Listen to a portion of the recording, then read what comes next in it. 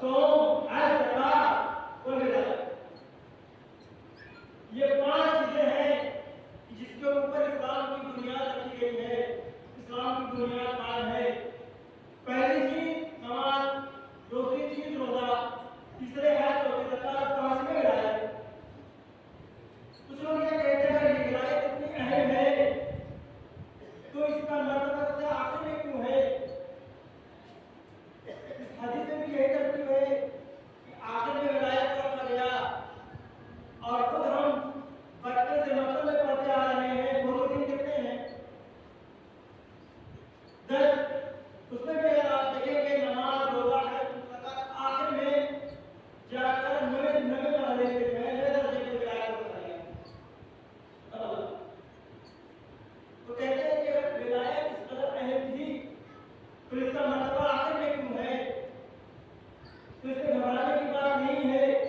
हम कोई जवाब देंगे कि विलायत यहाँ पे हदीस मासूम में 5वें दर्जे पर क्यों है और 9वें दर्जे पर क्यों है? इसकी वजह यह है कि विलायत एक सुकून के मानंद है। एक इमारत और मकान के अंदर जो सुकून होता है उस सुकून के मानंद है, क्योंकि अगर इस मकान में इमारत में अगर वो सुकून न हो, इमारत नीचे आ जाए, नीचे आ जाए। इसी तरीके से ये रोजा, ये नमाज, ये हज, ये उम्र, ये जिहाद, ये सारी चीजें विलायत को नीचे इसलिए रखा गया है। विलायत वो सुकून है कि अगर विलायत नीचे न हो, विलायत का सुकून, विलायत का पिलर अगर उसके नीचे न हो, ये तमाम विलायत नीचे चली जाए।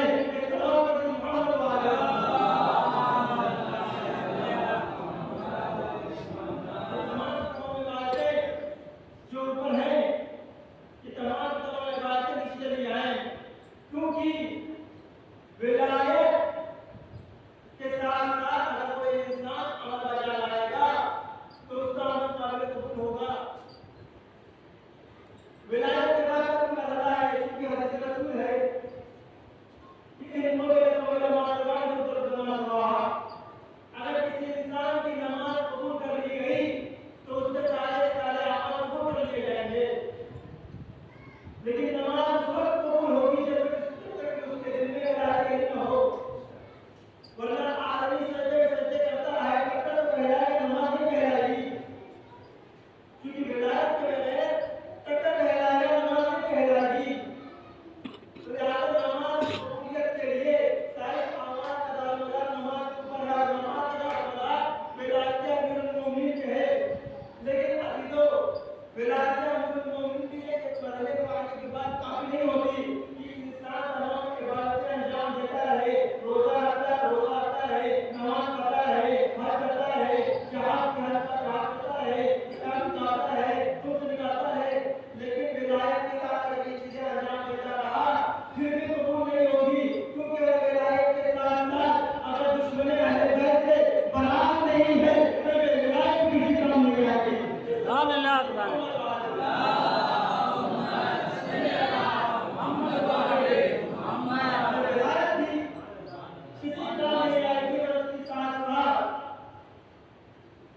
बरात नहीं है, क्योंकि विलायत समझे इंसान हर अमाल को बजा लाता है और हर अमाल को अपनी बजा लाता है, नमाज लेकिन विलायत का अंजाम देगा। लेकिन अगर उसके अंदर बरात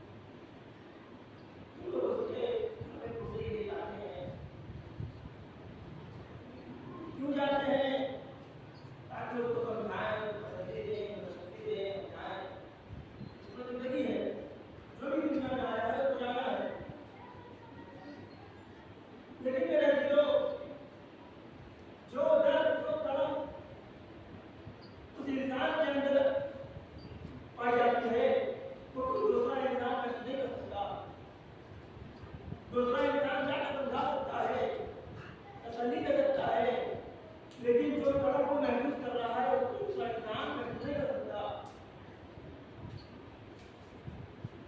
यकीनन किसी का जमाना दुनिया से रुखसत हो जाए, किसी के वालिदैन दुनिया से रुखसत हो जाए, उनके क़यामत है। क्योंकि जवान बेटा अगर किसी का रुखसत हो जाए तो जवान बेटा असर के मामले में होता है, बाप टूट जाता है, तो किसी का बाप दुनिया से चला जाता है तो औलाद इसलिए तड़पती है क्योंकि बाप सजा के मामले में बच्चों का साया रुखसत हो जाता है। देखिए मेरे दोस्तों, ये है हमारा रब जो हम आप इशारा करते रहते हैं, लेकिन ये हम जिस तरीके से गुजरता रहता है उसी तरीके से उसके अंदर सब आता चला जाता है। जिस दिन इंसान के घर पे मैयत होती है वो दिन इंसान बहुत दर्द महसूस करता है, लेकिन एक हमला हो जाने के बाद जब कोई ऐसे तो हमारे मिलने के जाते हैं तब ऐसा आपको यहाँ से हो जाता है।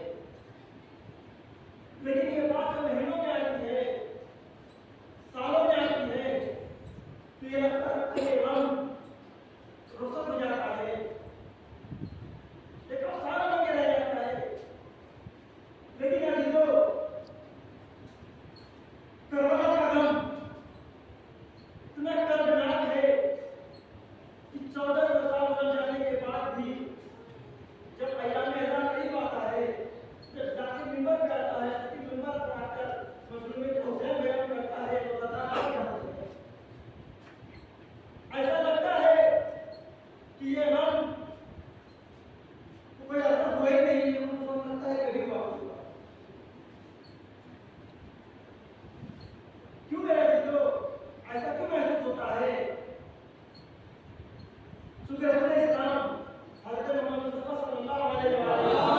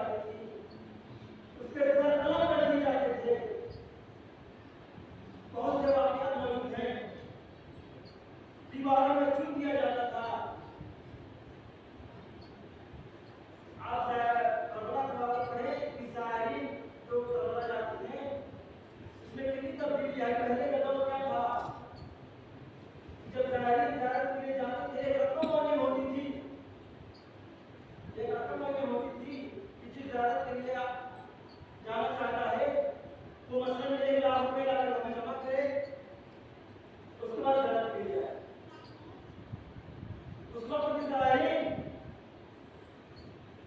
अपनी हैसियत के मुताबिक पहुंचते थे, जिनके पास माल होता था वो पहुंचते थे, लेकिन हुकूमत को सकून नहीं था कि हमने ये टैक्स तो लगाया, इतनी रकम होगी तो की, लेकिन जायरीन का पाबंदी नहीं लगा पा रहे हैं हम। उन्होंने साजिश रची कि ऐसा क्या किया जाए जिसके जरिए से दायरा का सिलसिला कम हो जाए। उन्होंने क्या किया, अब तक किसी पे रकम नहीं थी कि इतना पैसा आप जमा करें और दायरा को लेकर, लेकिन उन्होंने मंसूबा बनाया कि हम तो मंसूबा बनाएंगे कि जो भी ज़्यादा मुस्लिम के जाना चाहता है वो अपनी एक औलाद कुर्बान करे।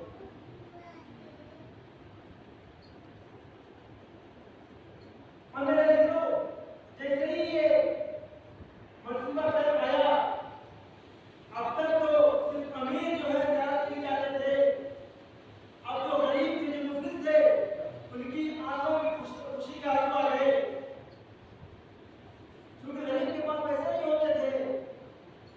अब इतनी मकदार में औलाद सबके पास होती है, अब इतनी मकदार में पैसे वाले ज़्यादा की जाते थे, उससे कहीं ज़्यादा औलाद वाले जा रहे हैं, क्योंकि औलाद सबके पास होती है। औलाद कुर्बान करते थे और जाकर उसे इस्लाम में जाया करते थे। तो जो बड़ी कुर्बानियां दी हैं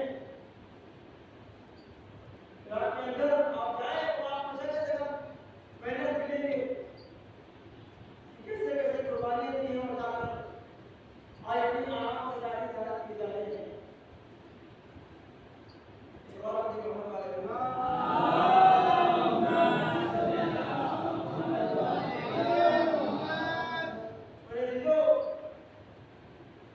मैंने आपके सामने इस हदीस मुबारक की तिलावत की है, इसमें कायनात का रसूल इरशाद फरमा रहा है, सैय्यिदु मजालिसिकुम बिज़िक्रि अली इब्न तालिब, कि तुम अपनी मजलिसों को ज़ीनत दो अली इब्न तालिब के जिक्र से। मजालिसिकुम मजलिस का लफ्ज़ इस्तेमाल हुआ है, कि अपनी मजलिसों को ज़ीनत, मजलिस किसे कहते हैं? मजलिस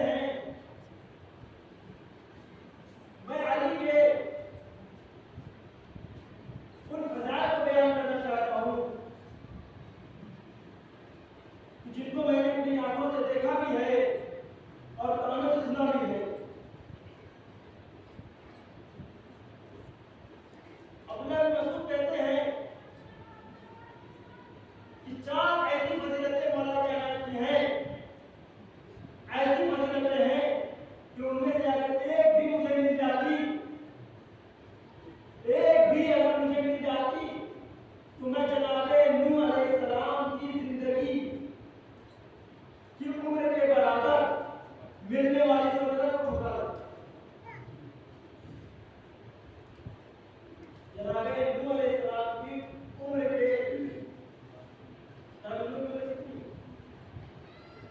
ढाई सौ जनाब नूह अलैहिस्सलाम ने सिर्फ 9 साल तबलीग की, 9 साल तबलीग की, 2500 और 2500 उनकी कोई जिंदगी। अब्दुल्लाह बिन मसूद कहते हैं कि अगर मुझे 2500 साल के लिए मुझे अगर सल्तनत में बैठा दिया जाता और मुझे एक तरफ फजाइल मिसाल में से मुझे 4 फजीलतों में से मुझे अगर एक मिल जाती तो मैं सल्तनत होगा। कौन सी 4 फजीलतें वो हैं जिनके लिए अब्दुल्लाह बिन मसूद ने कहा कि जनाब नूह की जिंदगी के बराबर मुझे मिलने वाली सल्तनत को बैठा देगा। कौन सी फजीलत वो है? पहली फजीलत फतेह खैबर की है। वो कहते हैं कि मैंने रसूल से ये कहते हुए सुना कि रसूल ये कह रहे हैं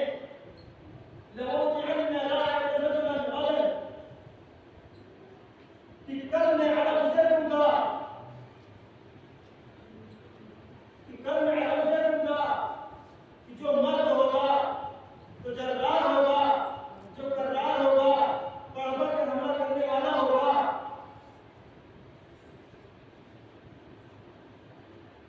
इसका मतलब यह है कि 40 दिन तक जो आते रहे, जाहिर है वो मर्द का लिबास ओढ़े थे, हकीकत मर्द नहीं थे। रसूल कह रहे हैं कि मैं अरब से दूंगा कि जो मर्द होगा, जो जर्रार होगा, पर्वत पर हमला करने वाला होगा। ये वो फजीलत है मेरे जो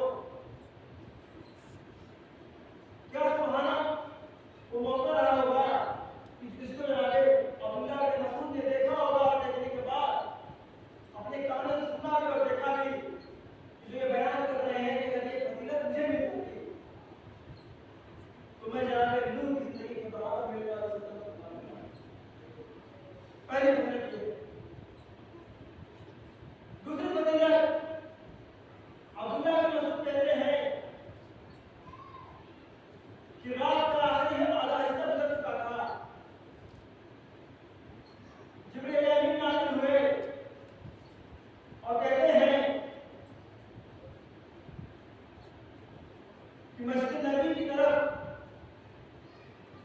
जितने भी दरवाजे खुलते हैं सबको बंद कर दिया जाए। जितने भी दरवाजे मस्जिद नबी की तरफ खुल रहे हैं सबको बंद कर दिया जाए, सिवाय बाबे अली नबी का,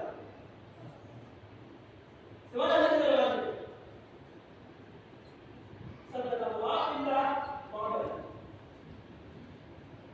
तमाम दरवाजे बंद कर दिए जाए, सिर्फ अली का दरवाजा खुला रहेगा।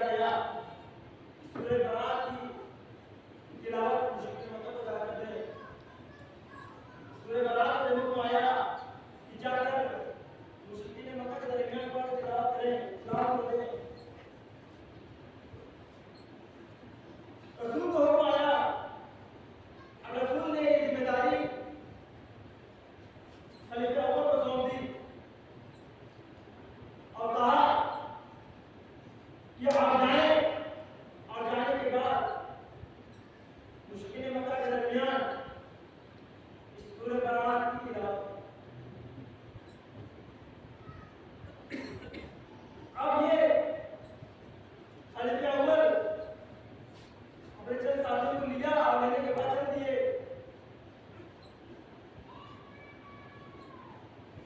एक दिन गुजरा, दो दिन गुजरा, अभी पहुंचे नहीं थे।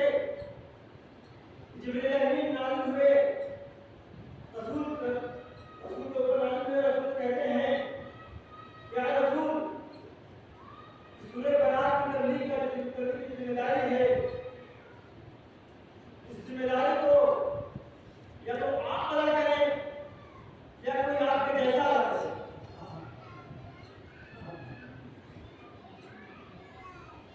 आप अदा करें या कोई आपके जैसा हो, कोई जिम्मेदारी को अदा करे।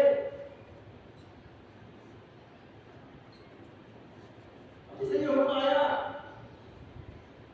रसूल ने फौरन अली को दरियाफ्त किया कि अली कहाँ है, अली को बुलाया जाए। अली आया और आने के बाद रसूल ने तमाम बातें अली को बताई कि अल्लाह का हुक्म आया है कि सूरह बरात की तबलीग, सूरह बरात की तिलावत मुशरिकीन मक्का के दरमियान या मैं करूं या कोई मेरे जैसा जाए। तो मैं रसूल की जिम्मेदारी तुम्हें सौंपता हूं कि ऐ अली, तुम जाओ मुशरिकीन मक्का के दरमियान तिलावत करो। अली चले, रास्ते में अभी पहुंचे नहीं थे सर के ऊपर। जैसे ही पहुंचे, मुलाकात हुई और अली ने कौम का बयान किया, ये जिम्मेदारी जो आप लेकर आए थे, ये जिम्मेदारी मुझको दे दीजिए। कानून का रसूल ने ये जिम्मेदारी मुझे सौंपी है। कानून रसूल ने जिम्मेदारी, रसूल ने मुझे जिम्मेदारी दी थी। अल्लाह का हुक्म है, ये जिम्मेदारी रसूल अंजाम दे या रसूल को जैसा अंजाम दे। और रसूल ने अपने जैसे की जगह मुझे भेजा। फौरन हमने जिम्मेदारी वाला का हवाले कर दिया। अब अगर यहाँ पर बात करें रसूल की जिंदगी है, रसूल की जिंदगी का ये वाक़या है कि रसूल ने जैसे ही कहा, अली ने पहुंची और कहा कि रसूल ने जैसे कहा है कि जिम्मेदारी जो आपको दी मुझे दे दीजिए। तो ये हम नहीं कह रहे हैं कि तरीके से कर दीजिए, इस तरीके से बात भी नहीं लेते। लेकिन उलमा ने आया किसी रसूल की जिम्मे में न रहे,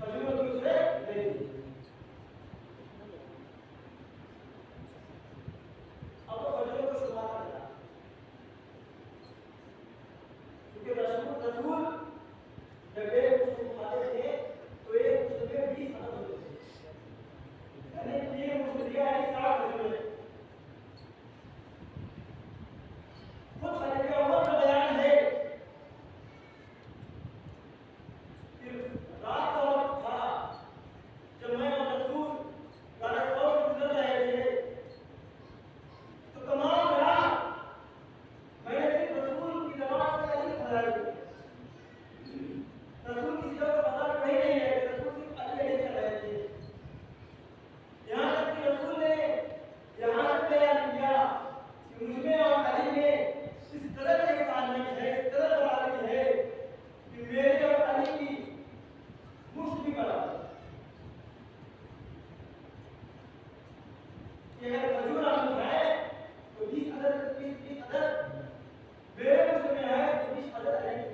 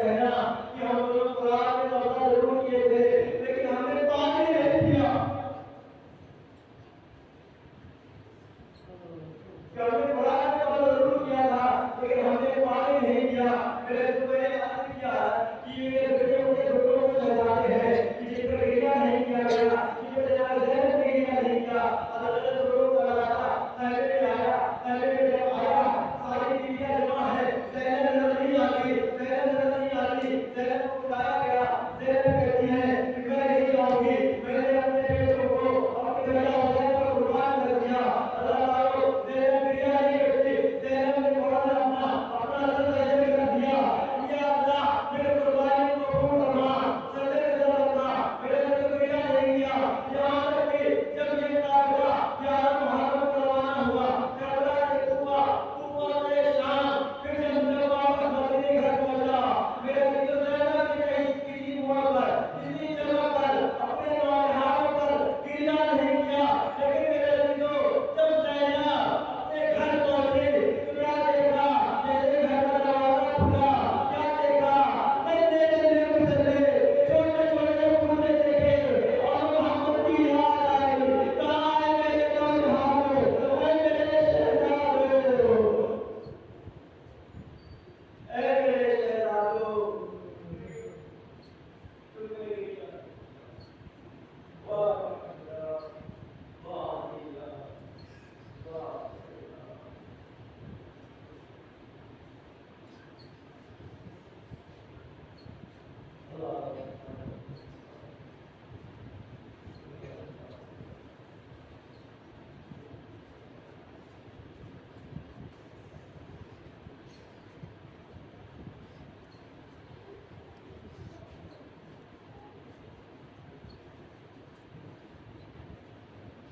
अल्लाह